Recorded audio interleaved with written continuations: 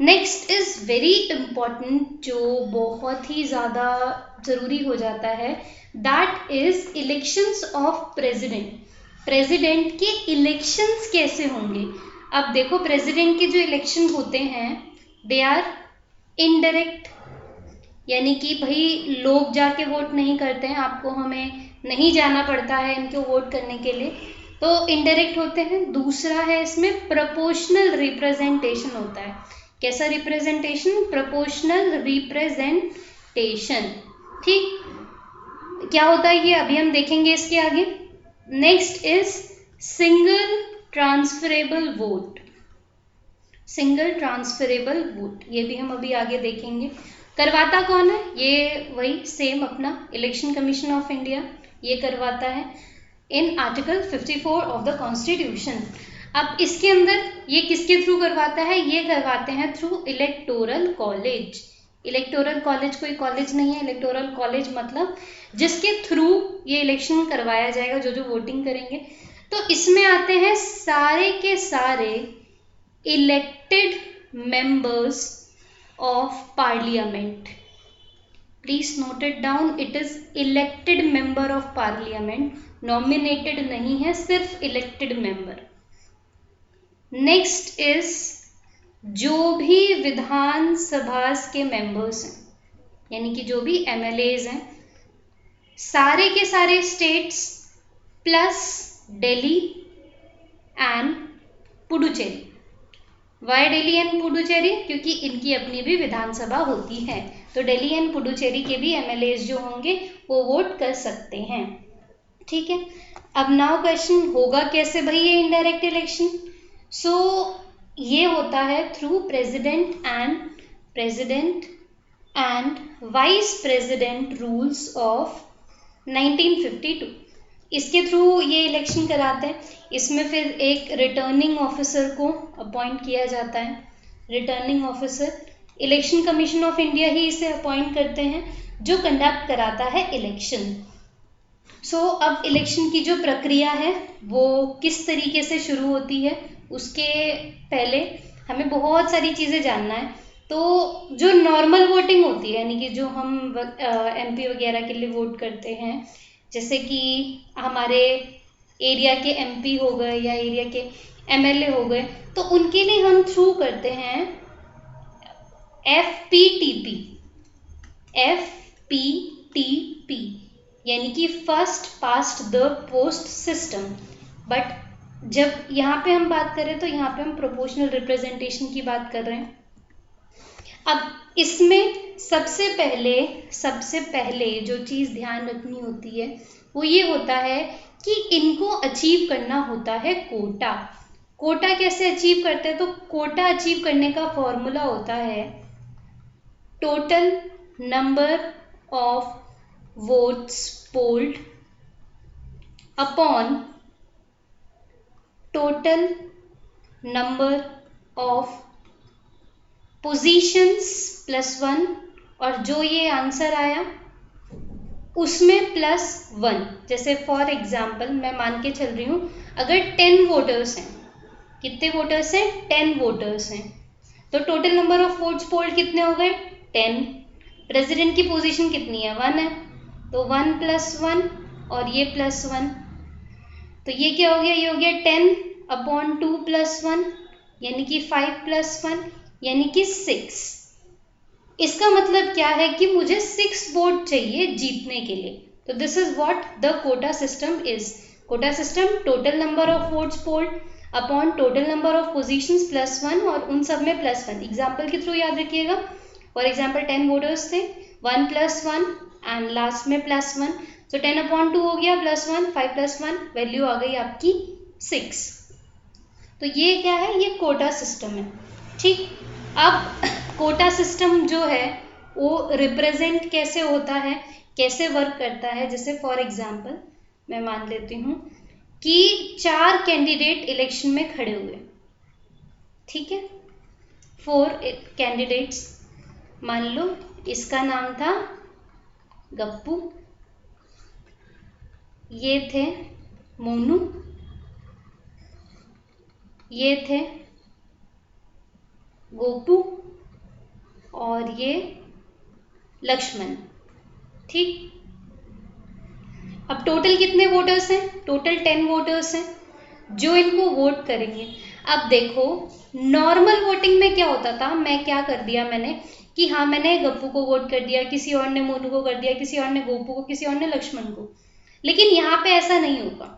जो प्रेसिडेंट का इलेक्शन होगा उसमें मैं प्रेफरेंस दूंगी। प्रेफरेंस का मतलब क्या है कि मान लो मैंने नंबर 1 पे रखा किसे? नंबर 1 पे रखा मैंने गप्पू को, नंबर 2 पे रखा मैंने मोनू को, नंबर 3 पे मैंने रखा लक्ष्मण को और नंबर 4 पे रखा गोपू को। यानी कि जितने भी कैंडिडेट्स हैं मैंने सबको क्या दे दी? प्रेफरेंस दे दी। तो पहले वोटर ने ऐसे प्रेफरेंस दे दी, अब दूसरा वोटर आया, उसने फर्स्ट प्रेफरेंस मोनू को दे दी, सेकंड गप्पू को दे दी, थर्ड गोपू को दे दी और फोर्थ दे दी लक्ष्मण को। तो ऐसे कर करके 10 वोटर्स जो होंगे वो क्या दे देंगे? प्रेफरेंस दे देंगे।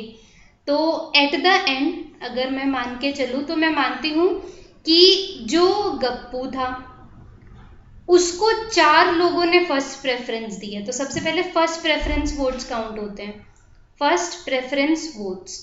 तो गप्पू को 4 लोगों ने फर्स्ट प्रेफरेंस दी, मोनू को 3 लोगों ने फर्स्ट प्रेफरेंस दी, गोपू को 2 लोगों ने दी और मान लो लक्ष्मण को किसी एक ने दी।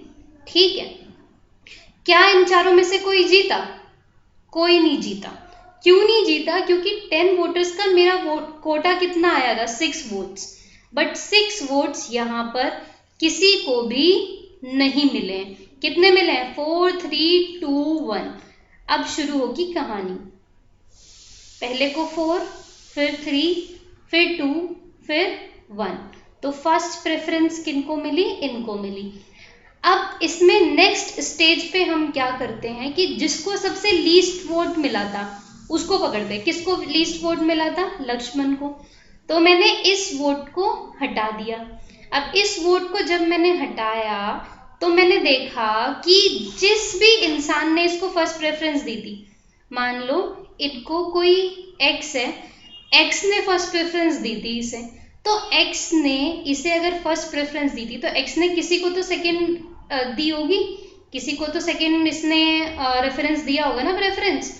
तो अब मैं देखती हूँ इसने सेकंड प्रेफरेंस किसको दिया? इसने सेकंड प्रेफरेंस दिया था गप्पू को। सो सेकंड प्रेफरेंस गप्पू था, तो ये जो 1 वोट था ना उनको ट्रांसफर हो जाएगा जिनको इन्होंने सेकंड प्रेफरेंस दिया था। यानी कि सेकंड प्रेफरेंस किसका था? मिस्टर गप्पू का। तो मिस्टर गप्पू में अब 1 ऐड हो जाएगा।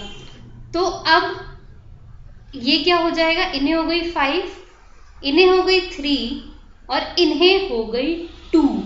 ठीक है, अब क्या जीता इनमें तीनों में से कोई? आंसर है अभी भी नहीं जीता है। तो अब मैं क्या करूंगी? इन सब में सबसे लीस्ट किसे मिला है? इन सब में सबसे लीस्ट मिला है इसको। कौन था ये? ये था मिस्टर गोपू। अब मैं देखूंगी कि मिस्टर गोपू को फर्स्ट प्रेफरेंस किस किस ने दी है। मान लो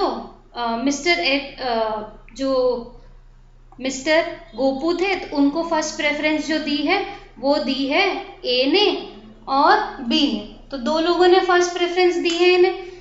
अब ए और बी में जिसने इन्होंने फर्स्ट प्रेफरेंस दी है, किसी ना किसी को तो इन्होंने सेकंड प्रेफरेंस भी दी होगी, किसी ना किसी को तो इन्होंने सेकंड प्रेफरेंस दी होगी ना।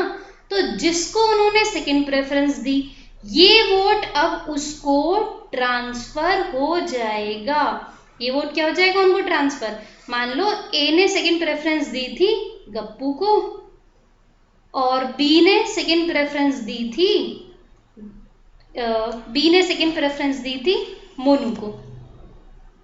ठीक, तो अब इन 2 में से एक वोट तो चला गया मिस्टर गप्पू के पास और एक वोट चला गया मिस्टर मोनू के पास। तो अब मैंने +1 कर दिया। अब मेरा फाइनल वोट कितना आया? 6, 3 + 1 4। तो इतना ही मुझे कोटा अचीव करना था। तो कंग्रेचुलेशंस मिस्टर गप्पू। क्या बन गए? मिस्टर गप्पू बन गए प्रेसिडेंट। तो this is how the proportional representation work. इसे 1, 2, 3 बार, जितना बार आप चाहे देख सकते हैं, पर इसको ठीक से समझने की कोशिश करिएगा कि सबसे पहले कोटा निकालते हैं हम।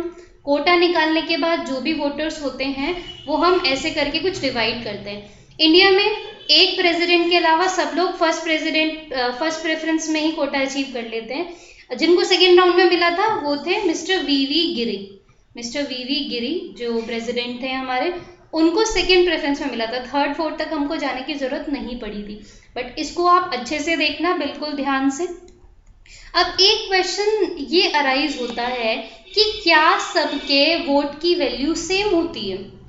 क्या जितने भी लोग, यानी कि जितने भी MP, MLA वोट कर रहे हैं, सबके वोट की वैल्यू सेम होती है? आंसर इज नो, नहीं होती। सबके वोट की जो वैल्यू होती है वो अलग अलग होती है। अब वोट की वैल्यू हम निकालते कैसे हैं? तो सबसे पहले हम निकालते हैं MLA के वोट की वैल्यू। MLA कौन? Member of legislative assembly, state level पे जो होते हैं। तो वैल्यू जो निकलती है, वैल्यू ऑफ MLA वोट, वो एक फॉर्मूला से निकलती है। वो फॉर्मूला होता है total population of state upon total number of Vidhansabha seats into 1/1000। फिर से देखिए, total population of state upon total number of Vidhansabha seats into 1/1000।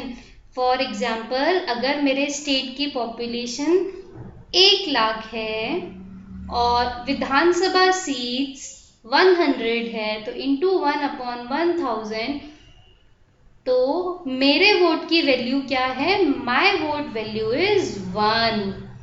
Very good. तो total population of state upon total number of Vidhansabha seats into 1/1000। अब सारे states के MLA की vote की value obvious सी बात है डिफरेंट आएगी, लगभग क्लोज आएगी, बट हाँ फिर भी थोड़ी डिफरेंट आएगी। तो इसको सारे के सारे स्टेट्स के वैल्यू प्लस दिल्ली पुडुचेरी का वैल्यू हम कैलकुलेट कर लेते हैं और उन सबको ऐड करके लिख लेते हैं यहाँ पे। फॉर एग्जाम्पल, उन सबको ऐड करके आया XYZ। ठीक है, तो total value of total MLA's vote कितना आ गया? XYZ। अब निकलेगी आपके एक MP के वोट की वैल्यू, MP's वोट वैल्यू।